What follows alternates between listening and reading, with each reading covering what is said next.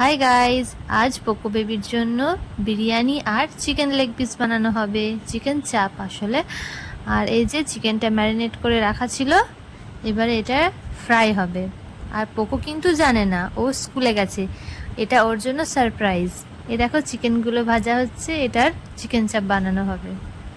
আর এদিকে বিরিয়ানির জন্য চিকেনটা কষা হচ্ছে, এটা দিয়ে বিরিয়ানি বানানো হবে। আর এই যে দেখছো বিরিয়ানির ভাতটা রেডি হয়ে গেছে। আর এবারে লেয়ার বাই লেয়ার দেওয়া হবে। এই যে আলুটা দেওয়া হয়ে গেছে, আর এই যে চিকেনটা রেডি বিরিয়ানির জন্য একে একে দেওয়া হচ্ছে।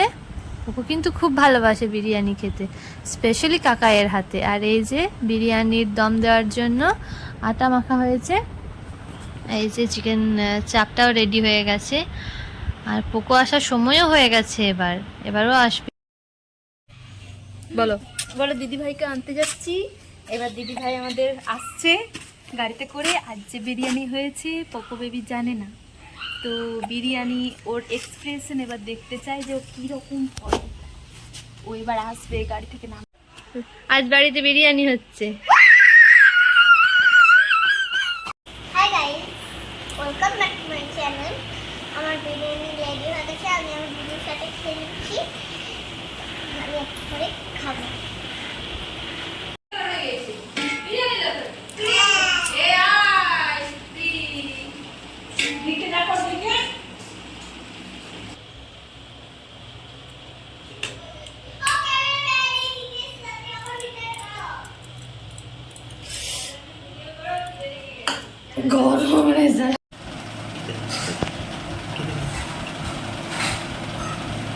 হাই গাইস, আমি স্কুল গেছিলাম, আমার চান করা হয়ে গেছে।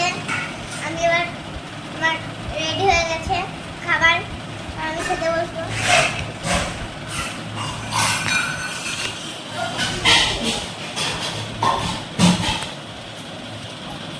টেস্টি।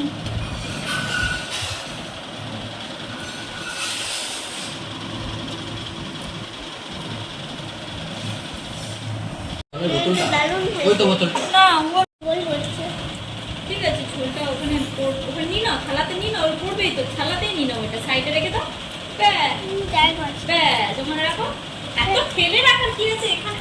হ্যাঁ ওখানে রেখে দাও। বিরিয়ানিটাই নষ্ট হয়ে গেল। কি হচ্ছে?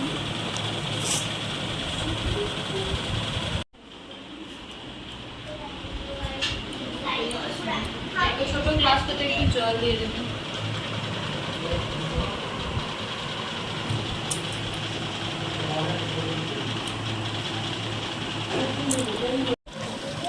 গাইস, যদি আমার ব্লগটা ভালো লাগে লাইক করবে, কমেন্ট করে জানাবে, প্লিজ প্লিজ সাবস্ক্রাইব করবে। বাই বাই, আমি এখন খাচ্ছি।